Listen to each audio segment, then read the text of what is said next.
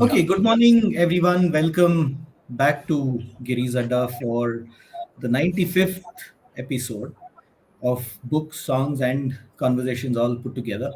Uh, for those of you who are tuning in to the Adda for the first time, the Adda is all about bringing friends, colleagues together to sing songs, to discuss books, and to have interesting conversations with very, very interesting and remarkable people. So today we have, I mean, it's my privilege and honor to invite Subir Shukla to Giri's Adda. Subir is a very old friend and colleague with whom I had the pleasure of working in the late 90s in what is called as the TPEP program, the District Primary Education Program.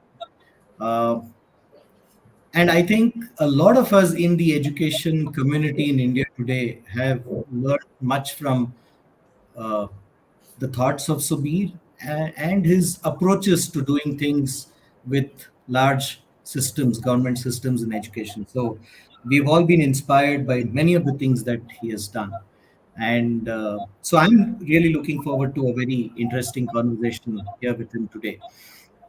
What are we going to be discussing? I think we're going to be discussing something that's very close to our hearts.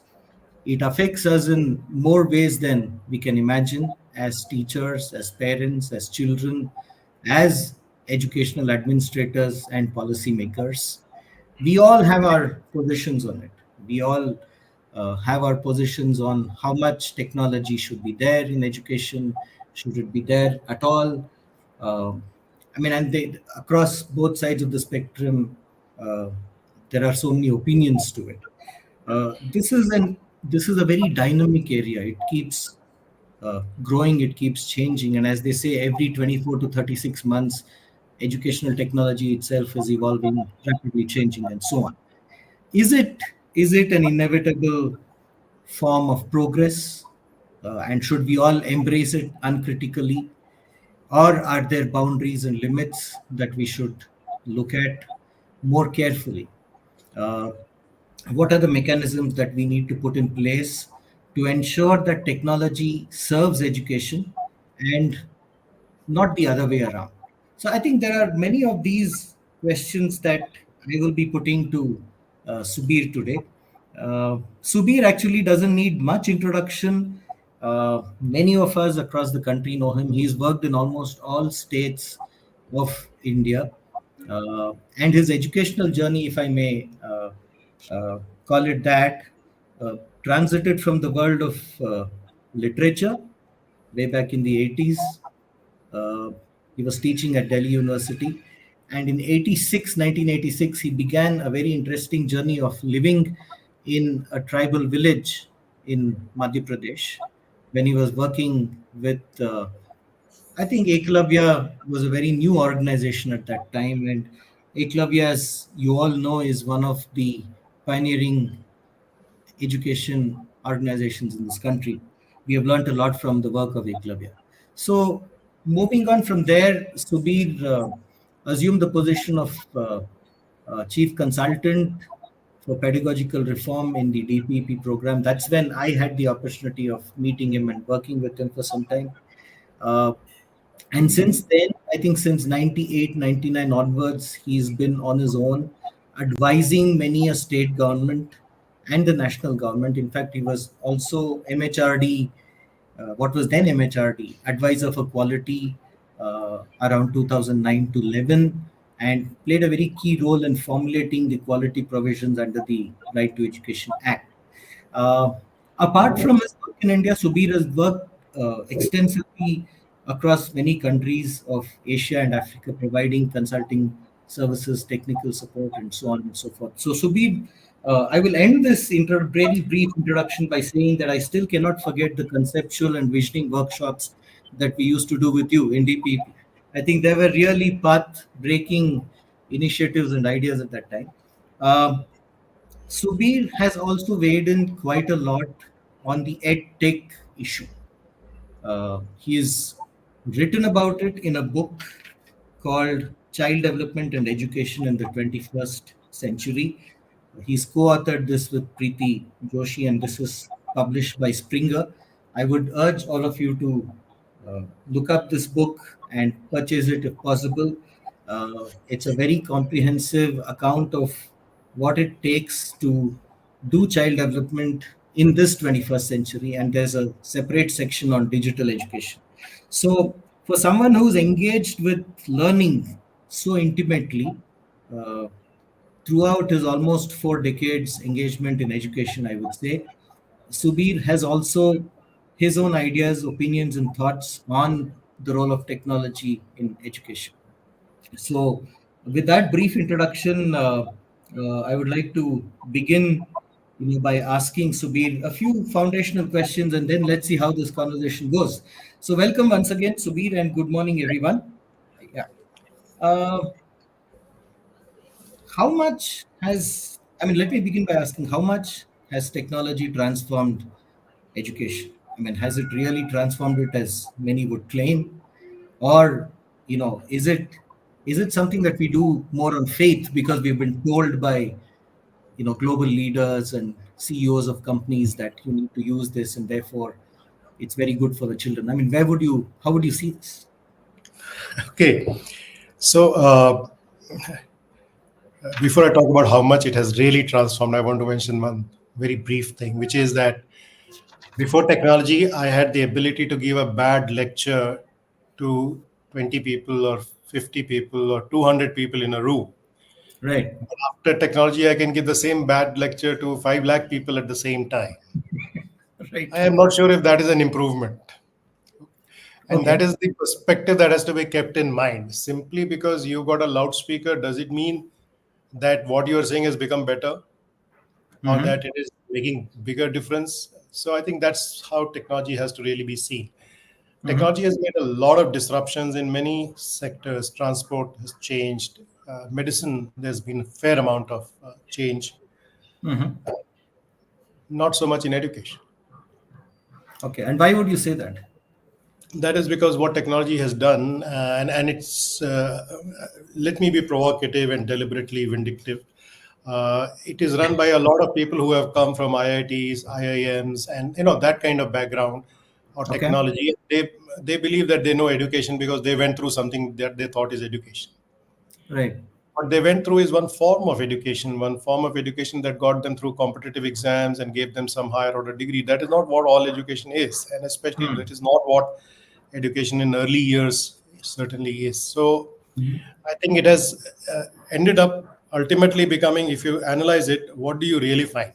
You don't find ed tech in the sense of ed tech, as I'll define that in a minute. You find Mm. what I would call textbook tech. That is, the Mm. textbook has been put on screen. You find Right. content tech. Right.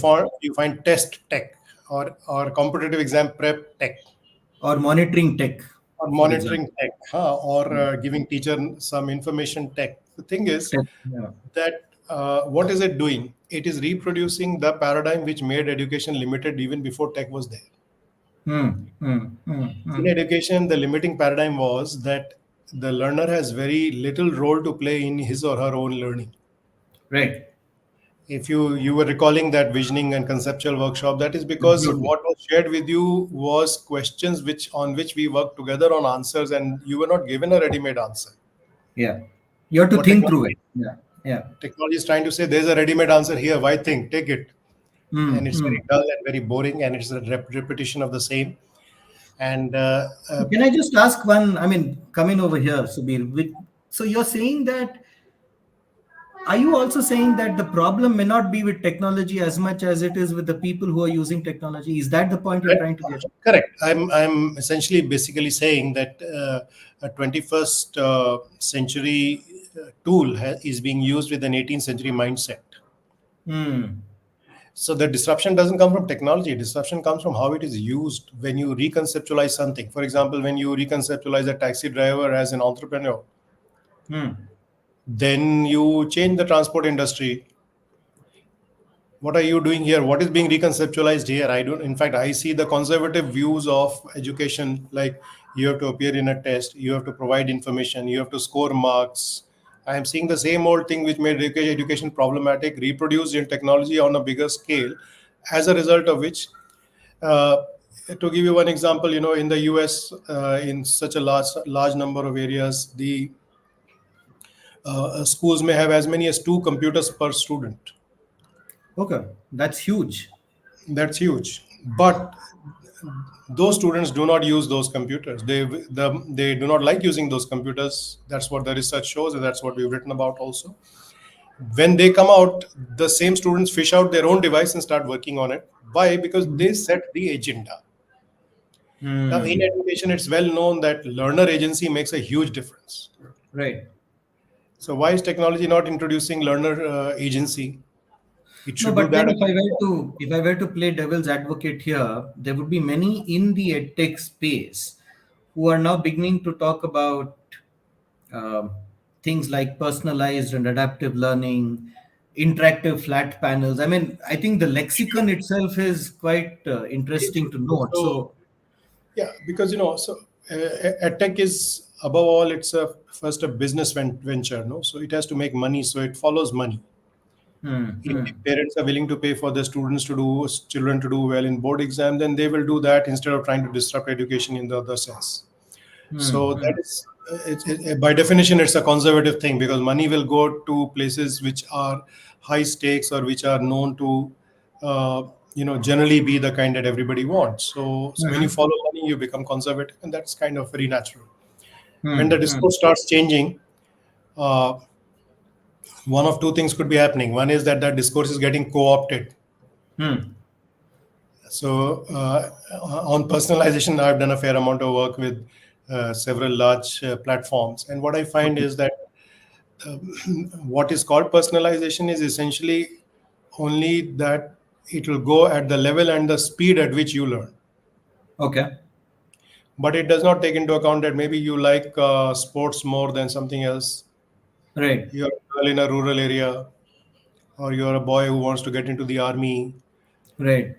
When a real teacher is there, he personalizes by understanding the child's likes, dislikes, the Yeah. mood of the child on that day, which And you technology have can. conversations around those matters as well. Yeah. Correct. It responds. The child can feel that I matter, I feel valued because I am seen, somebody has heard me.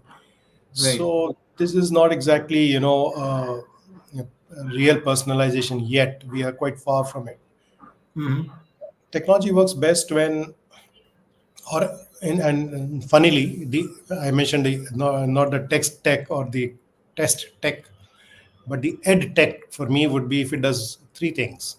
Hmm. Can it generate serious engagement? Okay. And I'll explain each of these. Can it create possibilities for collaboration or learning together instead of alone? Hmm. The social dimension of learning.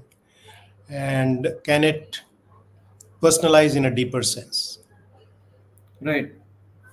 So in engagement, what happens is that technology works much better if you go with questions instead of with answers. Hmm. So during the pandemic, when a lot of online classes were taking place over mobile phones and teachers were saying this is not working, I suggested things like this, that you have a mobile conversation with your students, ask them Yeah. a question like this: what is the average number of teeth your family members have? Hmm. What is the recipe of the favorite dish that your mother makes for you? Hmm. And tell me the next in the next class. And they found that children were very eager to share that. Right. Yeah. Whereas when Okay. they were delivering sort of lesson, nobody was really keen to hang on or even to be there or to put on their video. Yeah, If I think before this is something we have seen. I mean, just because the technology is there doesn't mean that the classroom becomes interesting all of a sudden. Yeah. exactly, it's what happens. What is technology is merely a medium. What you do through it is what matters. So, are we using that medium for what it should be used? We are letting the medium makers like it's like letting the if you look at printing as a technology, book printing, you're not going to let the printer write the books for you or decide for you what is literature. No. Right. Right. Here, what is happening is the tech provider is deciding what is education in a way, and Hmm. that's where it's really going wrong because those are very limited notions. And yes, there are a lot of organizations that are bringing in cognitive scientists, Hmm. teachers, educators, but predominantly what is happening is that it is becoming of this kind. Hmm. Another dimension of this is the notion that Unless it is sophisticated, it is not ed tech. Okay. When it is Right. sophisticated, what it tries to do is it tries to find for you what you want and tell you what you think you should know. Right. But it leaves you out of the process. Yeah. So, Yeah. eh, So, I mean, are you saying that the technology itself need not be advanced, but it's the quality of what you do with it that matters that matters absolutely. the most? I want to give you a couple of examples on this because that's really Right. something that will help a lot of people. Right. So before smartphones, we had these normal feature phones. Hmm. In the normal feature phone, there is always a stopwatch. It's an exciting tool. When Hmm. we were young, we never had access to a stopwatch in a laboratory. Now every child has it. What can I do with it? I'll ask things like, how long can you keep your eyes open without blinking? Yeah. Run around and measure the difference in your heartbeat. I can think of 70 different things that you can do. How many times can you tap something within 10 seconds? Right. You can use a stopwatch to do so many things and let a lot of learning come out of it. But because it is low tech, we don't look at it. Those Yeah. feature phones even had a camera. I would ask children to plant a seed and take a photo every day for 7 days, or to find out the exact time when the shadow of a stick is the shortest. Right. Right. How much? Why is now this more engaging? Because this is not giving an answer. It is creating something which is exciting, makes you curious. You want to find out. You Hmm. want to do. You It's have a role challenging in you it. to apply yourself. Yeah.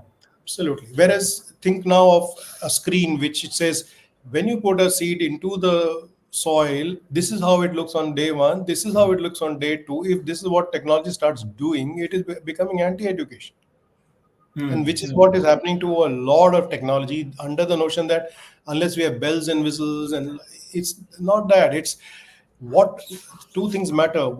What do you make the learner feel? That's what a teacher does so well. Yeah. Children feel Yeah. excited, right? But what do you trigger in the learner? What do you create so that the participant wants to do something? And then, of Hmm. course, yes, it matters that you guide, you have milestones, you have stage, you have direction. I am not against what is often referred to as explicit learning or explicit teaching. Hmm. But that explicit teaching matters only when you create the situation where a student really wants to learn. Right. Suppose somebody is going on a bicycle expedition, and he says, "Teach me how to repair a puncture," and I teach him in the most explicit way. He will really learn it because he really wants to learn. Yeah. So, Yeah. are we creating that? So, why technology fails often is because instead of creating that innate sense of want, it relies Hmm. on external things like, "Oh, exam is coming. You will not do well. So here, use my technology." That is a Correct. low level Yeah, way in to. fact, we've seen the phenomenal rise of companies like Byju's, which have also phenomenally collapsed, I think. I mean, Yeah. they rose so much during the pandemic and they've gone the other way down south since then. But then what worries me, Subir, I mean, as I hear you, is the insane amount of money that is being invested to technologize our schools. I mean, if I were to use that term, Sure. giving all kinds of modern technology. And somewhere, there's this blind belief, it seems, amongst policymakers that the moment I provide this, that's the panacea. I mean, everything else will be taken care of. I mean, how does one look at this challenge? How does one really get to a place where there are more conversations on some of the things that you have talked about? So one is that we have to understand the nature of society. We might, from academic point of view, believe that evidence matters, Hmm. but the sad reality is that a lot of the time evidence doesn't matter. Like the OECD, which is a combination of the 37 richest countries, in 2015 they issued a report to show that after 20 years of computer usage, there was no definite evidence to show that it improved learning. The Right. one laptop child per child program in South America showed that it only improved ability to use computer but not reading and writing. In Hmm. India, Kentaro Toyama worked with 50 projects from Microsoft in South India and found that technology is increasing the gap between the haves and the have-nots. And Yeah, I there is think a this is something you quote in your book as well. and then there is a study, meta study. So to show that, analysis of 800 studies to show that actually it's very iffy. But Hmm. we have to keep in mind that technology is a huge business. It's a lobby. During the pandemic time, there were reports that some tech providers were actually working hard to prevent the schools from reopening because then their services would continue to be utilized. So if certain things spread, it is not because they're intrinsically good. For example, we never had Valentine's Day or Halloween in India, but now we do. Is it Yeah. because it is intrinsically good? There's no such thing like that. It is a marketing thing. Right. So technology is very successfully marketed. Also, the intuitive feeling is that yes, it will help, and actually it can help. It is just that it goes overboard in certain directions, which creates Mhm. a real problem. Mhm. I have to confess here that in '96, I think just before you joined DPEP Giri, I was Right. involved with actually supporting the approval of money to Madhya Pradesh for a program called Head Start, which used computers to teach children in 100 schools. So, in that Okay. sense, I have been a supporter of technology from the first time it entered schools in India. And Right. I have to say that we do not have evidence that it has made a difference. Mhm. The only Mhm. program I ever hear about is But there is also the problem that the provider or the seller have or tend to do their own independent studies to show that this works. And very often those studies, like in the case of the Pearson experience, they go against what independent studies have shown. sure, sure, sure. I mean, if you ask the smoking lobby to do research on smoking, then you know what you will find. Absolutely. Something like that. Yeah. Yeah. And sugar, for example, has been researched for a long time, but different results have come out now. So that is there, and it's a great opportunity. What happens again? This is one side of it. Hmm. The other side in education is that somehow provisioning is very exciting. Yeah. Yeah. If you can inaugurate a building, you can release a physical book, you can give laptop, computer, but you cannot inaugurate better relationships, better teaching learning process. One day you cannot say today now you are declared, Yeah. improved pedagogically. There are no photo ops in it. There Yeah. is no True. money to be made. It's so there are certain intrinsic things in favor of dumping technology everywhere Mhm. versus getting serious use of it. The feature mobile phone I refer to is because we had that feature mobile phone for 20 years, but we have not made use of any of the features it has. Maybe not even 5%, I Correct. guess. And now we are trying to give smart TV screens. What will smart TV screens do? They will start saying more of what the teacher used to say or a textbook used to say. But is it different as a process? Is it cognitively different? Is it socially different? We don't know. So it is the um, conservative approach to education, which is the limit to technology. It is not the limit of technology, which is the limit to education. Right. And I think, like you rightly said, the problem probably lies elsewhere in the sense of, how do we make classrooms more interesting, more engaging? How do we make the teacher student, relationship vis-a-vis learning a more meaningful one? That is the eternal question. I think we grappled with it in DPP. Eklavya grappled with it in the 80s, HSTP much before that. But that still appears to be the fundamental question today. We are somehow thinking that because technology is there, it's going to look all the more exciting and it'll solve many of these issues. It's not. Yeah, It's not. technology, does it set you free or does it make you a prisoner? That is the question. Yeah. Right. Right. In Right. my experience, what has really worked in changing teachers are two, three things only. And I have evidence for all of these. Hmm. One, I researched this Tamil Nadu ABL program, and Yeah. we went to 1,800 schools actually. So it's a pretty large study, and it had a lot of uptake among teachers, among all the programs that existed. And when we asked teachers, they said actually we may not be convinced about the pedagogy, but we are doing it because we have been treated like human beings. Hmm. Education secretary and minister sat down with us. They listened to us. They gave us the respect of human beings, and that is why I tried this out in Bangladesh and other places. It really helped there too. So I think this feeling that are you valued and considered as a human being? Are you listened to? A second thing which I learned after working with the project in 8,500 schools in UP. So again, it's not a very small number. Was inverting this whole thing. Instead of trying to tell teachers what to do, we would ask them, what is it that you want to see changing in your class? And what Hmm. should we do to support you in that process? You instruct us, basically. And that made a dramatic shift. There was a lot of commitment. Then people started saying, I face this problem, what can I do for it? And then we thought if we have technology, one thing we would do is to create a recommendation engine wherein a teacher assesses his issues and clicks, and then it throws up two ideas you can try out in the class. So it becomes personalized for the teacher, and contextualized, and then used by the teacher. So the whole thing is that instead of trying to draw people into using it, you create a situation where they draw the technology into using it for their purpose. Who sets Mhm. the agenda is a very, very big issue. And lastly, teachers change when they succeed in the class, when they become their children's hero, or when Yeah. a When says they we are see proud. success. Yeah. Yeah. So how can we use technology to do that? One simple way is, no, it's not simple. Sorry, it took 35 years to understand. Is to know that it is the teachers have a sequence of learning. Hmm. If you follow that sequence and understand at which point in that sequence a teacher is, and provide the input which will help the teacher succeed at that point, then the teacher Right. will be able to go to the next point. And again, with technology we can do this. It's not being done is a different story, but this is surely what is possible. And so what happens is that teachers get used to succeeding every 10 days, 15 days, and they want to go to the next level. Now it becomes more complex. It's gaming in a way, but of a different kind. And I think Right. we have seen teachers really go. And for me, we have a lot of data on this as well, but in terms of student learning as and teacher performance, but a lot of other useful things like, if there was no money to organize meetings, people like teachers and block education officers, who are generally written off by everyone, Yeah. they would organize these on their own time, in their own money. They would arrange their lunch, etc., etc. And I've never seen that kind of commitment.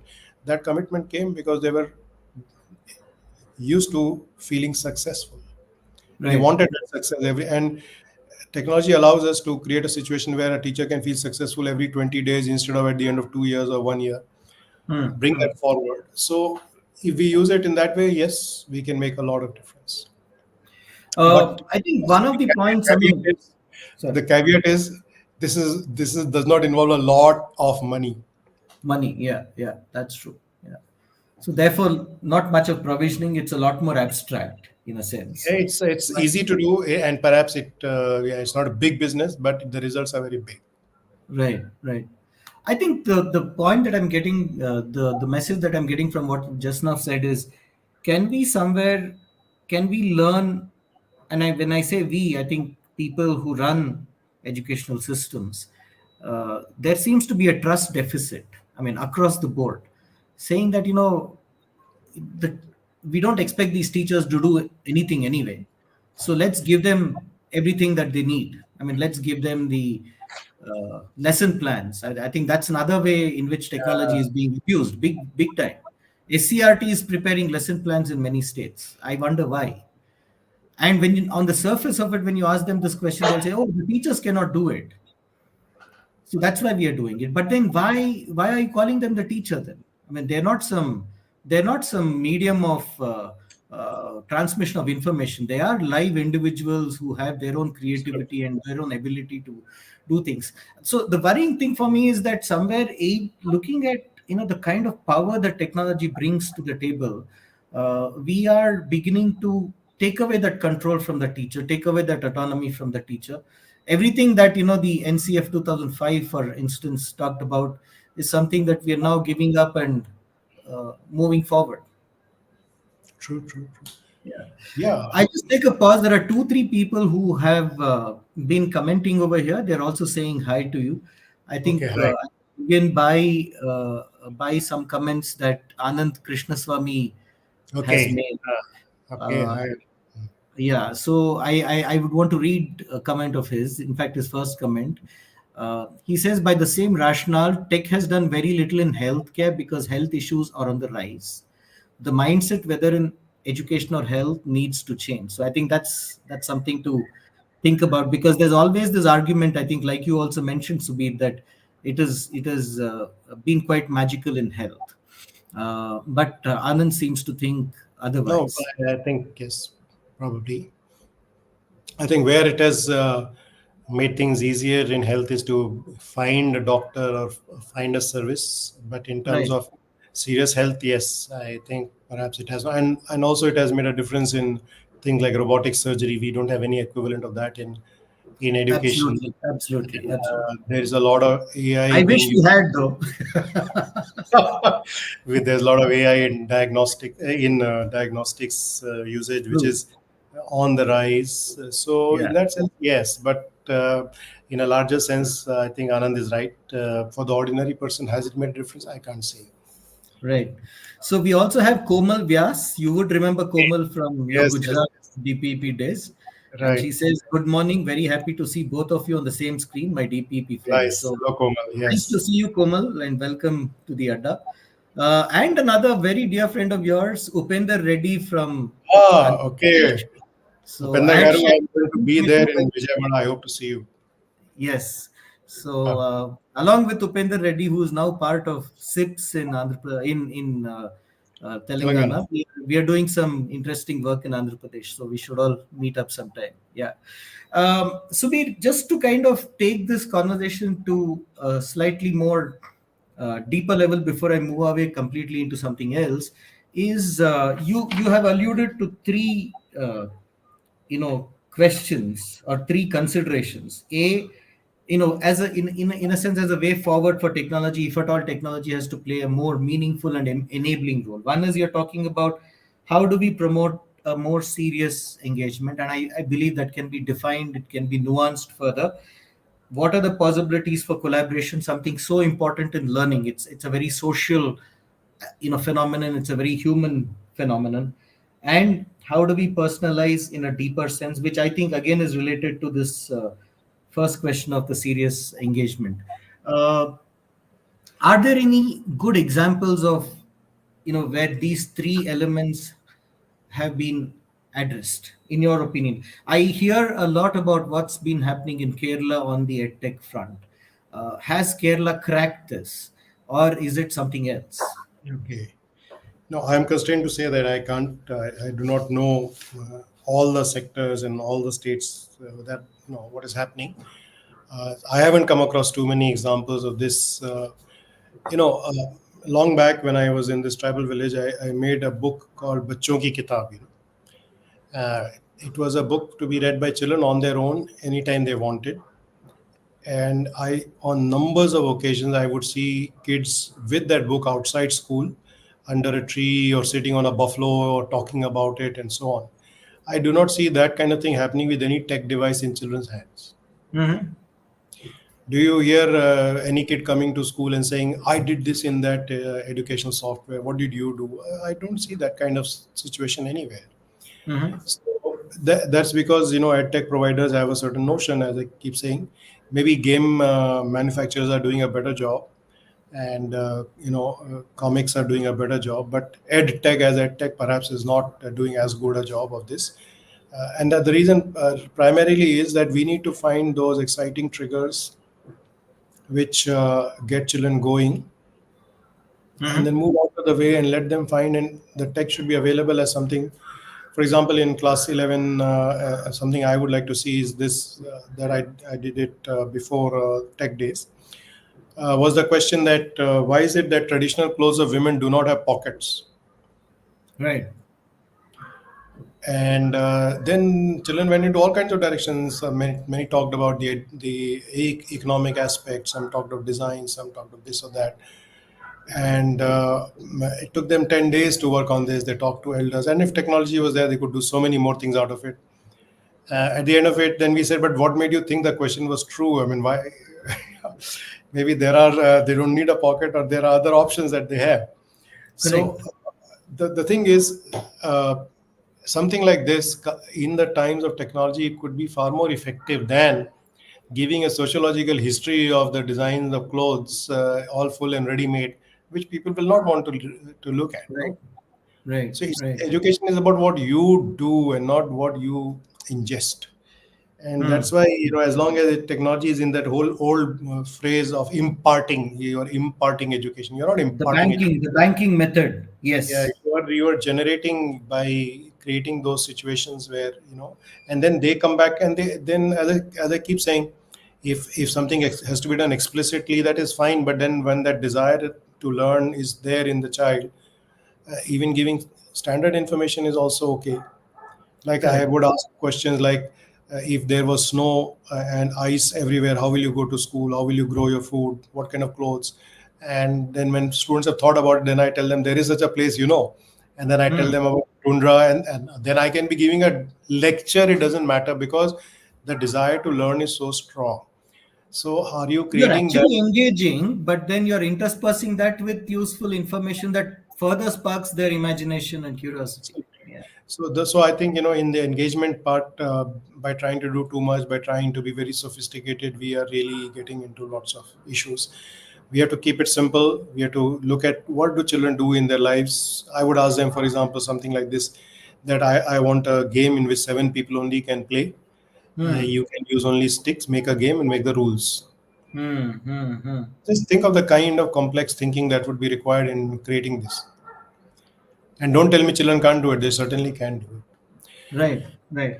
So in the So, same way, in a sense, are you saying that some of these kind of questions and activities must find their way? I mean, you're probably pointing towards making it a lot more qualitatively better, but still using technology. yes, using technology, and in this kind of thing, I would say that I'm showing you five ways of doing it. Yeah. Click on the two that are not the right ones. Right. Right. Right. Then you choose one among the others, and then you find two more ways, and then it's blank. Then you have Right. to do something, and then you come out with something else. So, the Yeah. technology can be a genuine partner in the process, provided you are able to think through this whole thing. It's not when we try to make it linear, when we try to make it controlled, and when we try to decide that this is the order which must be followed, then we bind the learner, and we have a very limiting sort of thing. Hmm. Again, Hmm. this will sound esoteric, but if we want to make engagement happen, we have to analyze the curriculum and see which aspects of the curriculum work better with tech and which work better with human interface.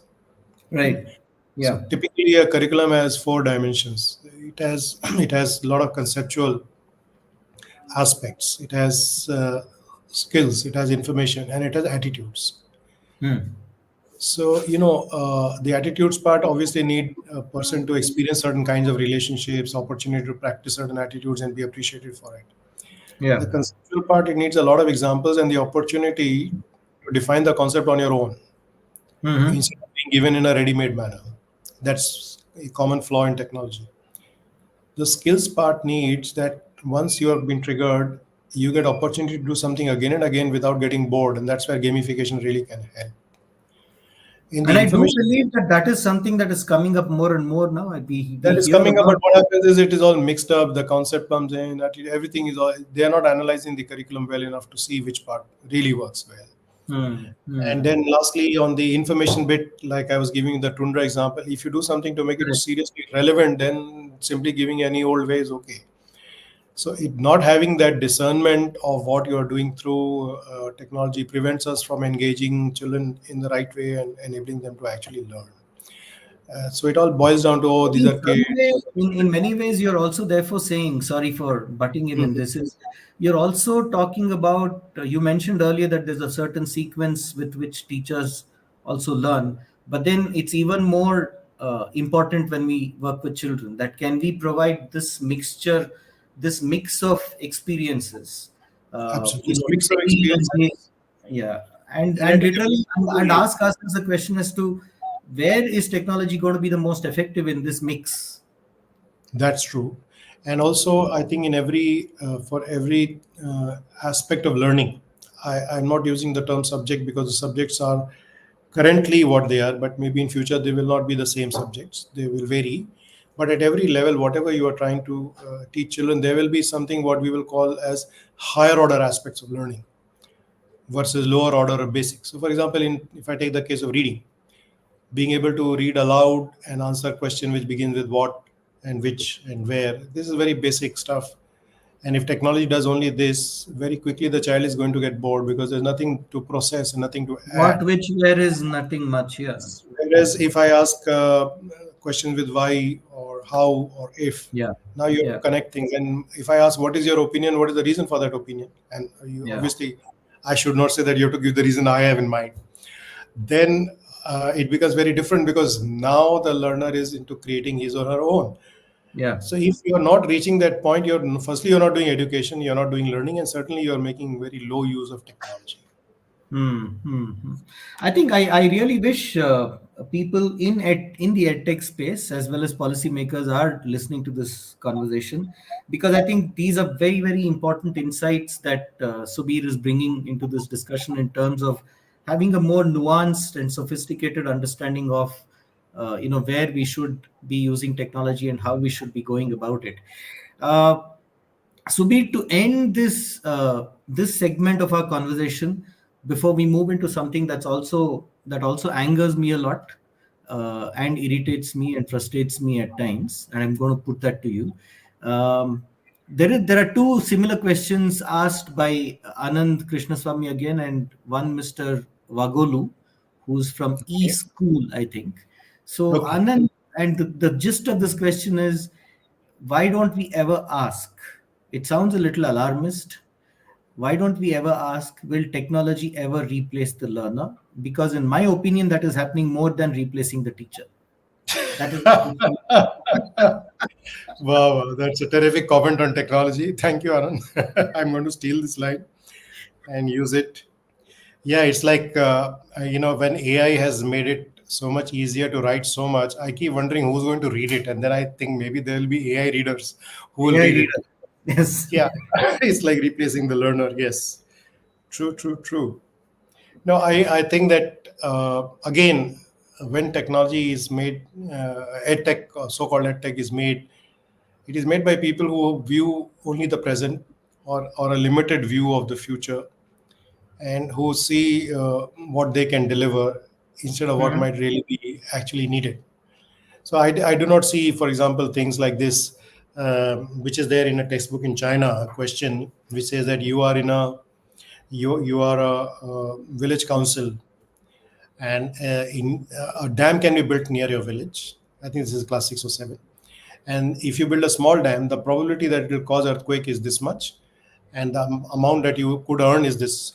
If you build a medium size, the probability of earthquake goes up to this, but the income also goes up to this. If you build a Right. large dam, probability goes up to this, and income also goes up.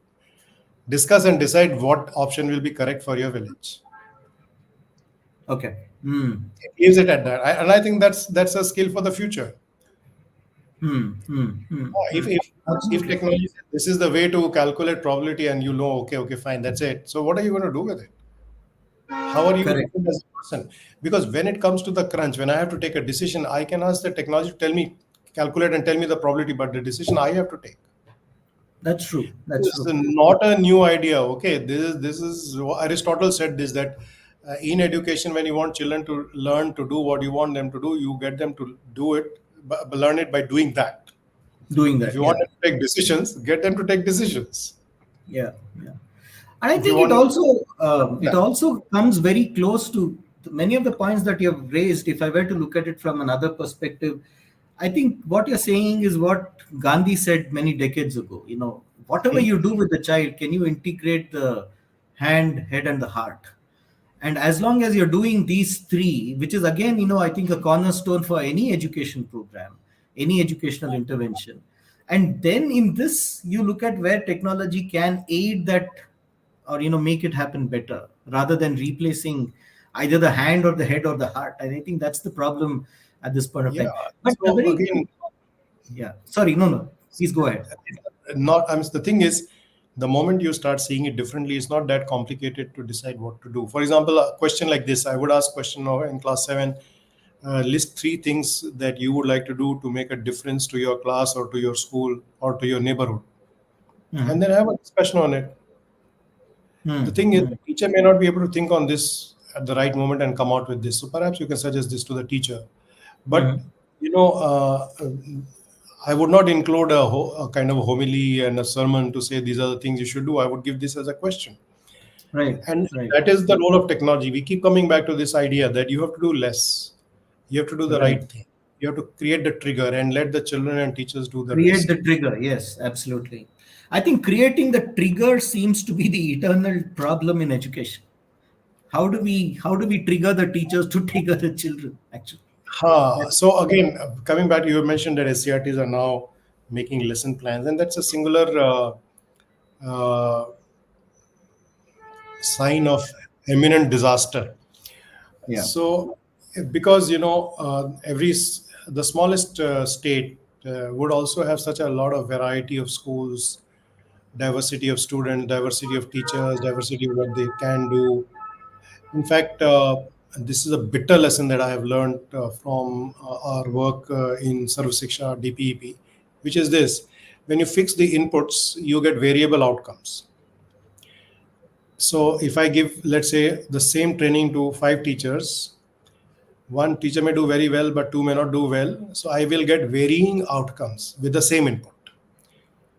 But if I were to fix the outcome, Hmm. like every teacher for at least 30 seconds every day will be seen to be doing the following three things. Hmm.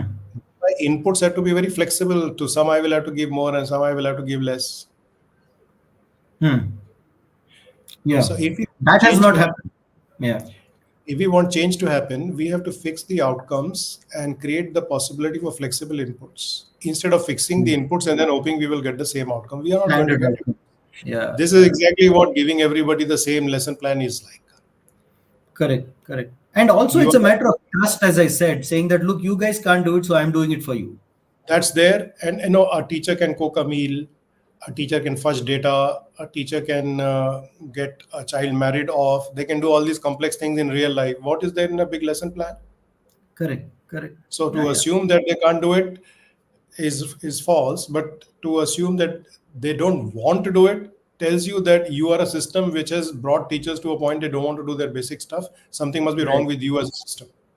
Absolutely. I think that's a much bigger comment on the system than on that individual at the ground. Absolutely, There's and one that's one point that comes in my mind, Subir, which is the infusion of artificial technology systems. I mean, we haven't talked much about that. For instance, so many reports and experiences of how something like Chat GPT is beginning to write the answers, do the thinking. Do the thinking in quotes again. Uh, is that going to make, are these systems in some sense going to also make the teacher obsolete at some point? Because again, some of the world's biggest technology companies called for a very of course very feebly called for a big 6-month moratorium on further development of artificial intelligence. It was in the news recently, so there seems to be some sort of alarm bells over here. How do you see this sort of a layering in edtech?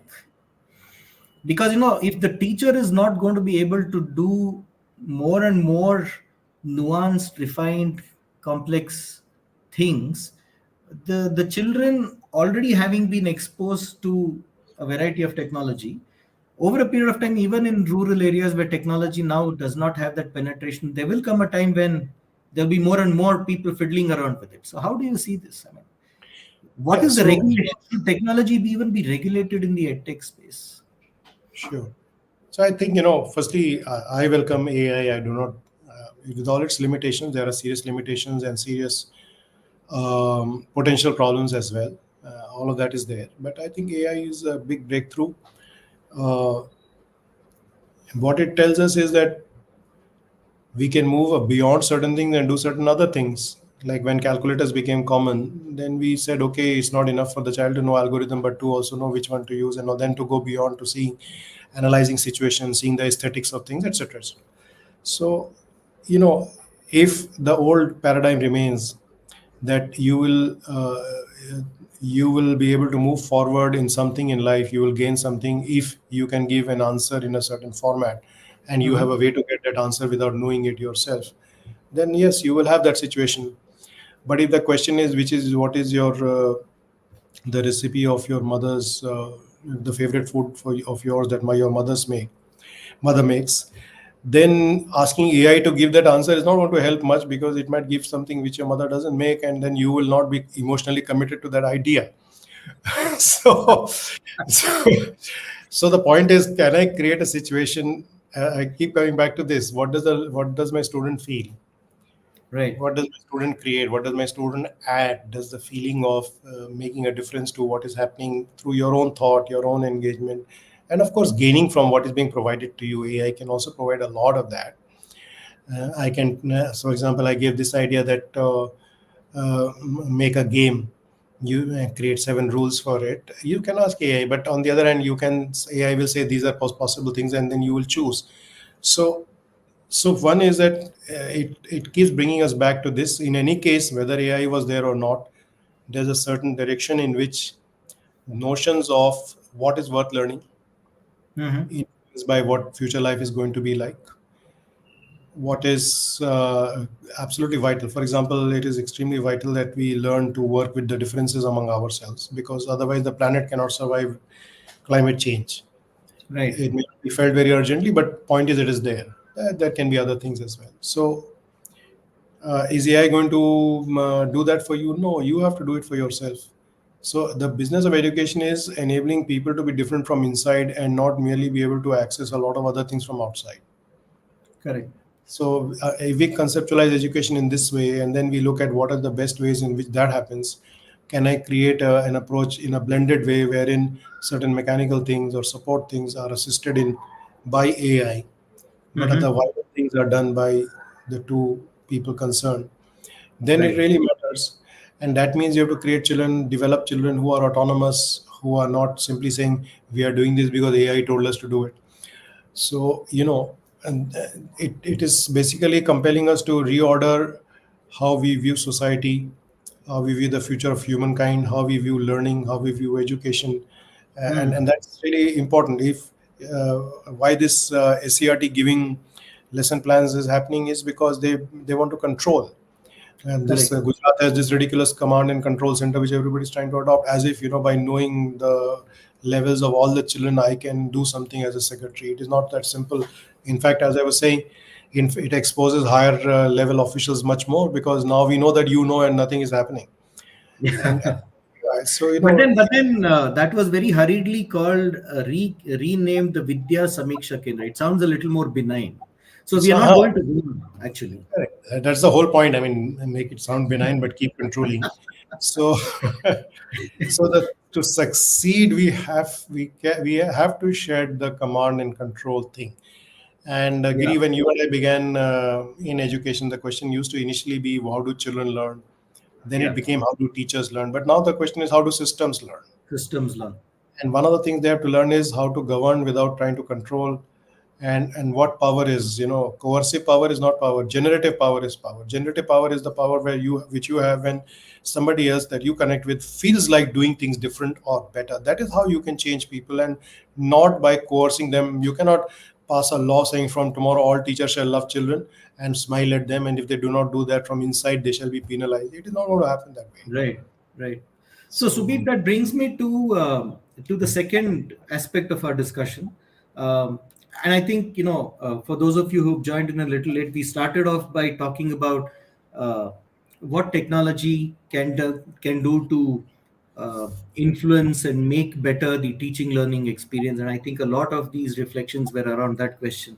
But I want to move a little away from that now and talk about the role of technology in aspects such as monitoring. So India is a land of numbers, right? Not like some of the smaller European or African nations which have probably a few thousand schools here and there. Not to denigrate that, those also present their own problems, but then we are huge in terms of numbers. So obviously there is this temptation that I need a dashboard which can show me what is happening in each school, which can tell me whether every teacher is attending the school. And of course there are more useful things like which can also tell me whether school uniforms have been distributed to all schools, whether the midday meal is happening on time, and so on and so forth. And I think all of these considerations have led to the control and command culture in education, and that led to this center in Gujarat that you were referring to being called as the control and command center. uh, it sounds frightening because it almost looks as if we are going to war. We are trying to control somebody and we are trying to command somebody, right? yeah. uh, what is your How do you see the role of technology in managing this large system? How do you see you know this collection of terabytes of data? I have met bureaucrats who gloat over the fact that They can do predictive analysis in education. They can actually predict which schools or which children are going to fail. And that's one extreme side of the argument. How do you see all of this panning out? Well, we can predict that those bureaucrats are not going to be able to do much to improve their schools. So the thing is, the the analogy I've been giving at other times as well is that the before you look at the tech part of it, you have to know why monitor. Why do we monitor? Hmm. Yes, you can say we monitor to see if others are doing their work, but I think more important is that we monitor so that we do what is required to be done.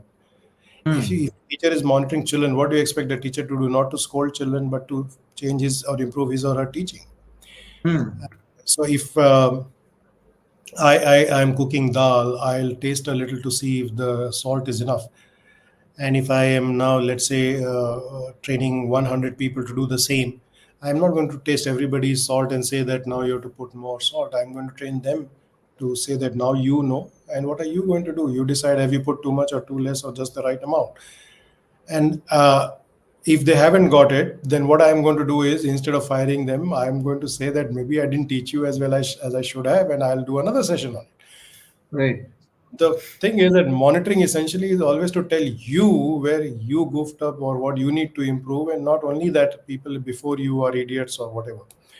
Right. So if you look at monitoring from that point of view, and here technology can make a lot of difference. It can analyze and tell you that you did not support enough.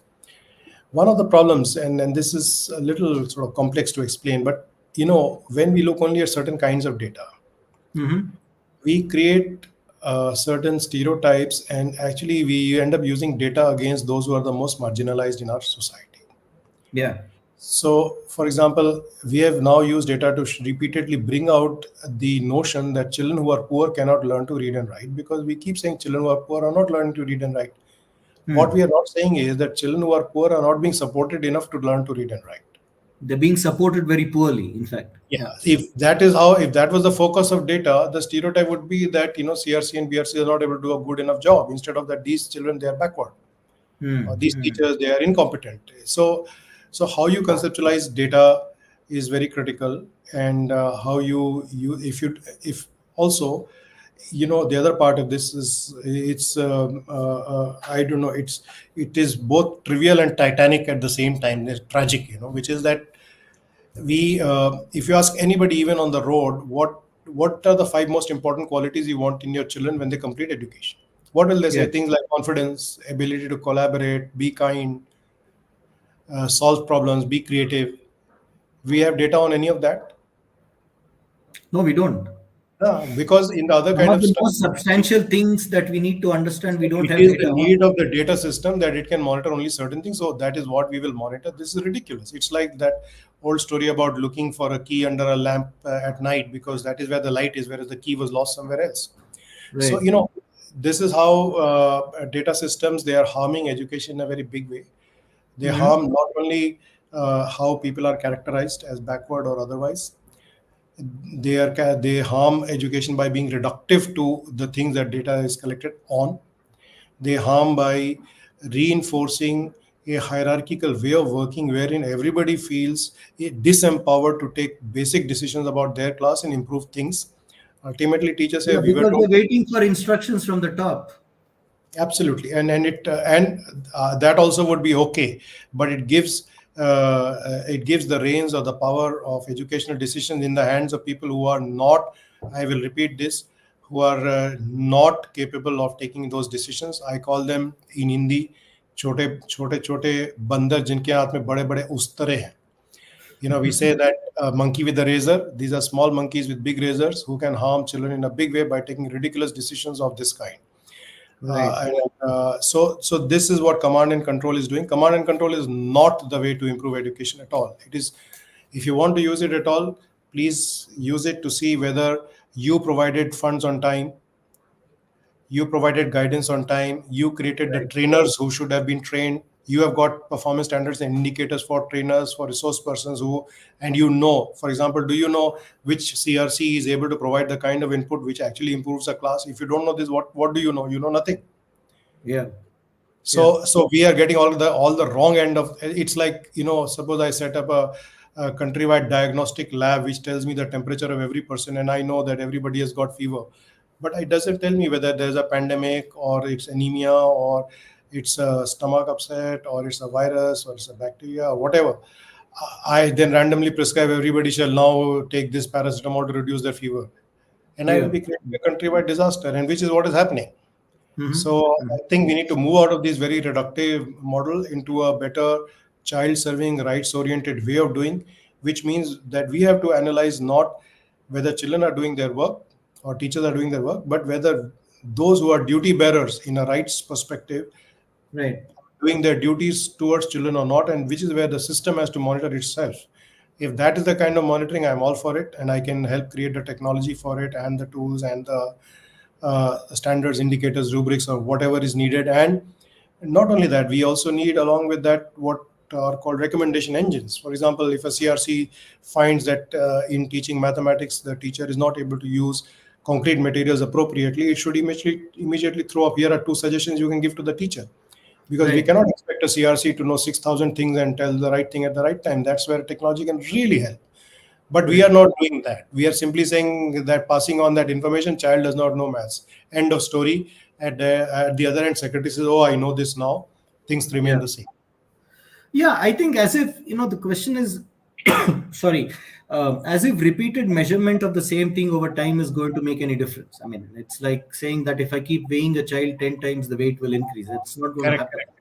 And I think some of the most insidious um, attempts to improve education come from this repeated measurement of learning levels, which I think is a huge wastage of time. It's not leading us anywhere because that Yeah, but data is again, simply it's an not. industry, Giri. It's an industry, so it needs to It's an sustain itself. industry. Yeah, yeah, yeah. So it needs to measure, and that's always easy to do because you can always measure and say this one doesn't know, but it's very Mhm. difficult to deliver and to improve things. Right, right, right, right. So we have a national body to test everyone. We do not have a national body to improve every teacher's performance. The SCRTs and diets are under staffed. Yes, now the ministry has started a pilot program of trying to create some diets into centers of excellence. But Excellence. yeah, but that is still to be defined. There's a long way to go. Mm. But on the other hand, the assessment part is already evolved and very developed and highly progressed. So Yes. that's somehow the sort of skewed development of things. And It's that like seems to be driving the teaching learning process at this point. it doesn't drive. That's the thing. It drives a lot of discourse, but it doesn't change. How is teaching learning different? I don't know. I have been going to so many thousands of schools. I do not see that dramatic difference. Basically, if it's like in a car, if you have fantastic odometer and mileometer, and but no engine and no petrol, then how the hell is it going to move Right. better or faster? True, So true. this is what is happening. We are not prioritizing where we really need to prioritize. What we need to prioritize first is a change of relationship Hmm. between teacher and learner, between officer and teacher, trainer and teacher, between system and school and community and school. There are big shifts to be brought about. This is where this can start from the top. This is where the leadership can really make a lot of difference, and technology can also support. But the second big shift is in processes. Are the kind of processes those wherein those participating contribute a lot and not are not mere recipients. I described that Hmm. earlier, so it take time. But here technology can really help us create triggers, create those support elements. It does not need a high end lot of work. It can easily be done, and it can act as repository. It can act as support. It can guide teachers. It can have recommendation engine. There are lots of things you can do, Right. and it can focus on the third big priority would be higher order learning. If we are not focusing on that, basically we are not going to make a dent. These are three big things that technology should be aware of and working towards. Hmm. Hmm. Yeah. Subir, there are a couple of questions as we move into the end of this conversation. Jitendra from Indore is asking this question. Is it possible to eliminate the cognitive elements in teaching and learning and strengthen only the administrative part through technology in education systems? It's almost like a wish, but that's the question. And what would be your response to that? So I mean, he's saying, should we create that boundary and say, look, let's not mess around with what's happening in the classrooms. Let's Mm, use it administratively, but let's leave the classroom stuff to the teacher, yeah. and So one part probably do is everything that you suggested to empower the teacher. yeah, I think one part that is right is that things like attendance, keeping records, or maybe even marking certain basic kind of tests, student progress reports, many of those things technology can do much better and faster, and should certainly do that. And the problem is that uh, when efforts are made to do this in a system, right now across several states, that teachers are filling up forms, administrative data type forms, between 20 to 80 forms per week through WhatsApp. My And many God. teachers are now saying that, please give us time to teach. In fact, in Maharashtra, there's an agitation saying that, allow us to teach. So it is now administration that monitoring is getting conflated, and instead of becoming support function, and now it is becoming, because every bureaucrat feels, oh, I just have to pass an order once and it will reach in 10 seconds, everyone. So I can now do a lot. And therefore, more orders are passed, more information is sought, very little of it is utilized. The same information is repeatedly put in again and again. Hmm. So, what Kentaro Toyama said was that technology has this element that uh, it amplifies the tendencies you have, especially the negative tendencies. If the Hmm. tendency is to be argumentative or abusive, then it will amplify that, as you see in social media. If the Right. tendency is to want to control and keep, telling teachers you know nothing, and now then technology will amplify that. So, administrative part, if it is designed in such a way as to actually support the teaching learning process, free the teacher, then it could happen. But the chances are less, because currently the admin side is also essentially a form of command and control. So Right. desirable, but at the moment I do not see that happening. Mm. It's difficult to for system to give up. Envisage that possibility. Yeah. Right. Yeah, and on the other side, though there are so many limitations on the cognitive front that I mentioned, but there are other things that can be quite helpful also. It may be Yeah. difficult for teachers to think up of exciting things. So now Israel and Gaza have had a war, and a war is happening in Ukraine. So I may not be able to think of it, but maybe the cost of the cup of tea in my neighborhood has gone up, and Yeah. tech could tell me, why don't you ask this question and see what connections students make. So it could Yeah. support me also in the cognitive dimension, but in the way that is appropriate, rather than in this overdone manner which is currently happening. Correct. I think that's the place where it requires a lot more work, and that's a challenge for Yes. So our actually, academic what bodies as well. Jitin's question sort of leads me to think is instead of starting with tech, what we really need to is ask is, how do we empower teachers? What does it mean to empower teacher? How will Yeah. empower teachers function? And Right. what are the things they would need? And in that, what would be the role of tech? Correct. Correct. If I look at it like that, I will find the right place for it and do the right thing in it. But then I will meet a tech vendor and who will say, this is not financially viable. You have to increase this, or you have to put in that, and I'll throw in this, and then the whole thing gets vitiated again. Right. Right. That's true. That's true. Yeah. It's a complex negotiation anyway. There's one question which, and I think this would be the last question that I would put to you before I ask you to weigh in on the entire matter. Are there any psychological or health problems with the increasing usage, I should say, of technological gadgets? And this is a question that comes from Mr. Magul. What's your take on that? More and more exposure, Thank right? you, Mr. Wagul, for asking this. I think it's an important, really important issue, and I should have actually touched upon it much earlier. So there comes a point where the negative side starts outweighing the positive elements, and globally there's an increase in mental health and social health issues. For example, the Healthline of UK used to run a service, and they had 200,000 children, of whom 70% were girls, who had serious social mental health issues because of social media usage. One cognitive come mental health issue that I have come across everywhere is that people are now not able to concentrate on anything long enough. If you see that people who can read books at a stretch, that stretch is coming down and becoming less.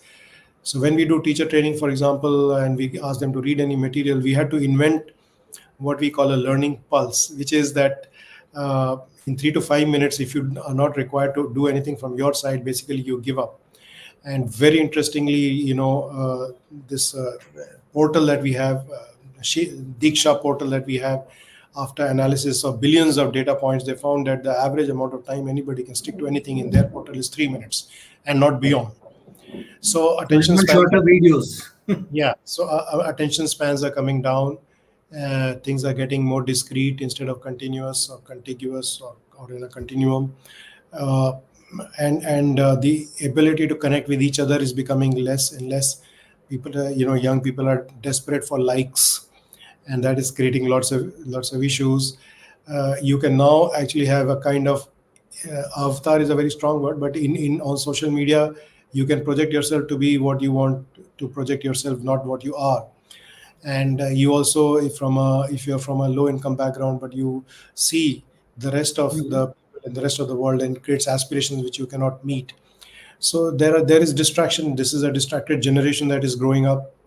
This is a generation tied on to ambitions of social kind which it cannot achieve or fulfill, and is therefore going to face frustration. It is going Mm. to be socially disconnected. So yes, the data tells us that the cases of social health and mental health issues are going on increasing. In some states that I worked in after the pandemic, teachers said that they are finding it very difficult to engage children in books because the children keep saying mobile, mobile. Right. And so, other forms of learning are going out. In the case of very young children, what happens is that this is the time when they should be using their sense organs. Really, that's how you actually learn. Such a large part of your neurons are And not connected. be passively looking at a screen. Yeah. Yeah. So, your hands the way in which you use your hands have a direct impact on the degree to which your brain develops and grows, or cognitive development at any rate. And so, if we are reducing that to just screens, Yeah. then we are doing serious disservice to children in a very big way. And it is going to have a lot of issues. Parents are tending to use devices as a child minder, or a pacifier. You give it to a child and the child apparently quiets down, instead of actually connecting with the child, Connecting. spending Yeah. time. Yeah. And that is leading to social issues and gaps between parents and children as well. So technology can be used to actually increase that connection, but it is tending to decrease that connection between parents and children, between children and children, between teachers and children.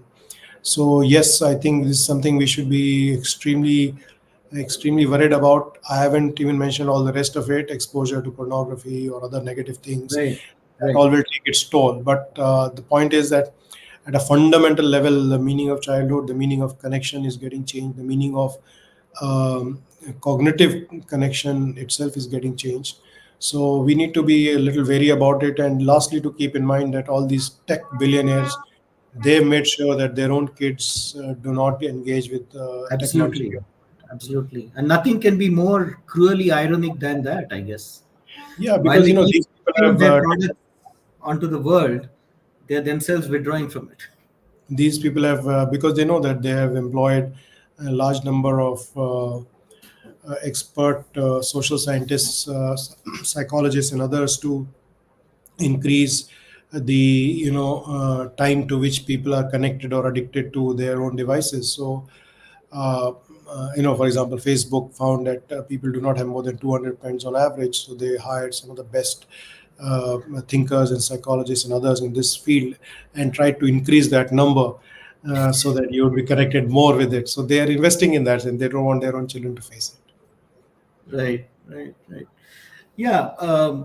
Lastly, what about data privacy, Subir? I mean, isn't that also emerging as an issue with more and more data being collected about children, about teachers, about, I mean, we can talk about the education space. And now we hear about this APAR ID of the government of India, right? Where is it all going to? I mean, an alarmist would say we have already entered a surveillance regime. We don't even know at the back end who's going to do what with that data. Yeah, yeah. Correct. So, like in China, your credit rating makes a lot of difference to your lives, and so I think I'll sort of hark back to the point I was making about monitoring. What is the purpose? Is the purpose to serve the people, or is the purpose to control them or coerce them or make them do what you want them to do or make them comply at any rate?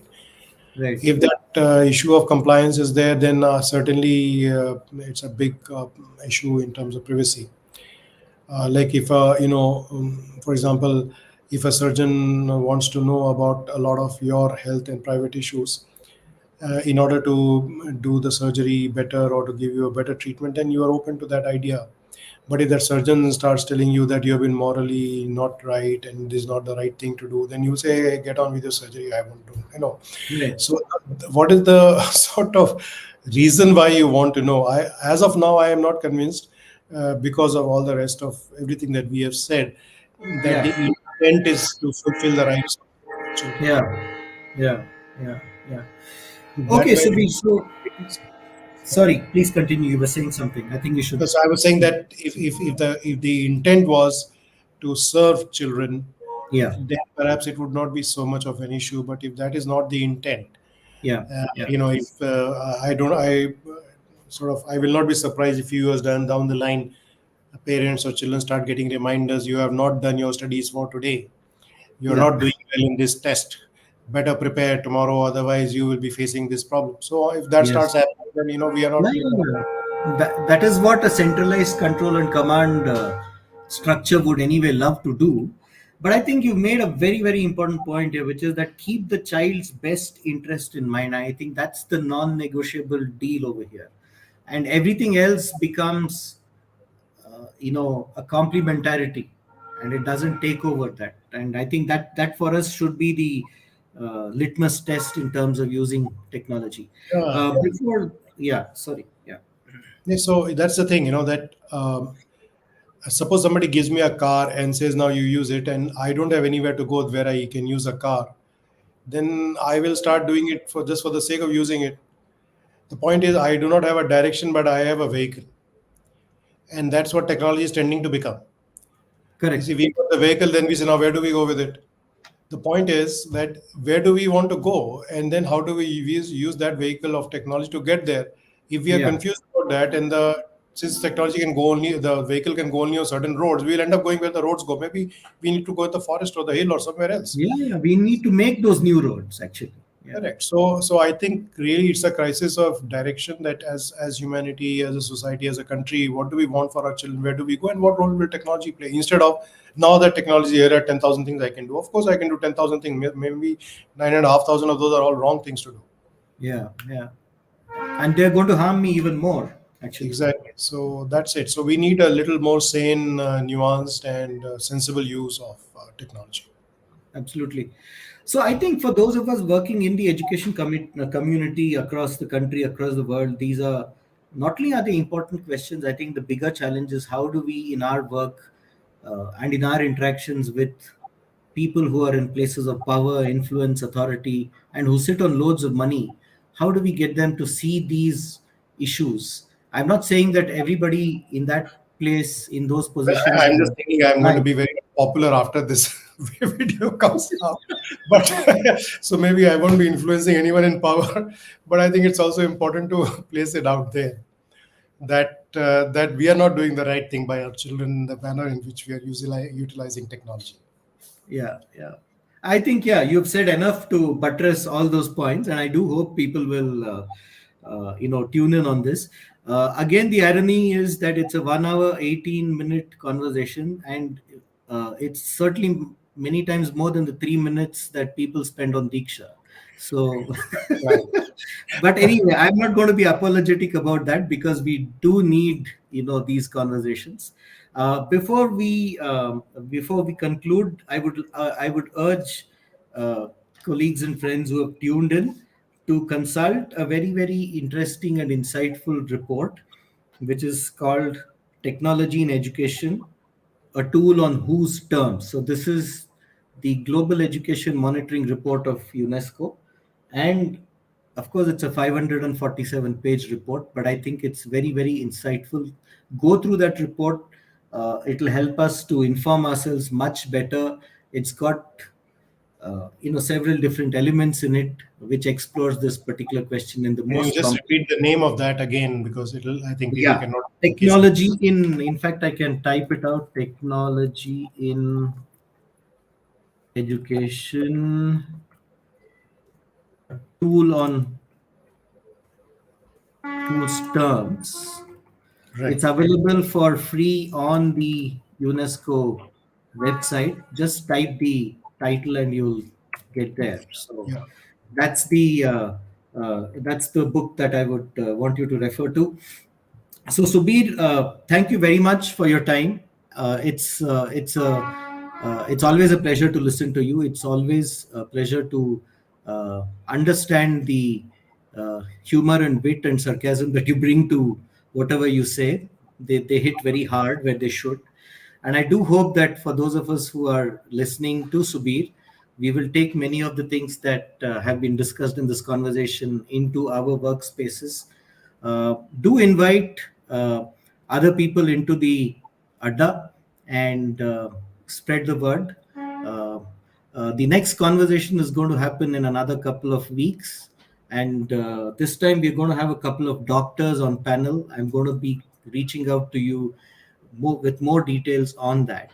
But meanwhile, thank you very much for everyone who has supported the Adda so far. We are at a very interesting number in terms of subscribers. I'm on 420 right now, so it's a very I nice hope that number to. increases. So I'm thanks a with lot, Giri, and thanks to all those who asked questions in particular, and all those who took out the time to go through even a little bit of this conversation. yeah. I hope for Thank you better very much.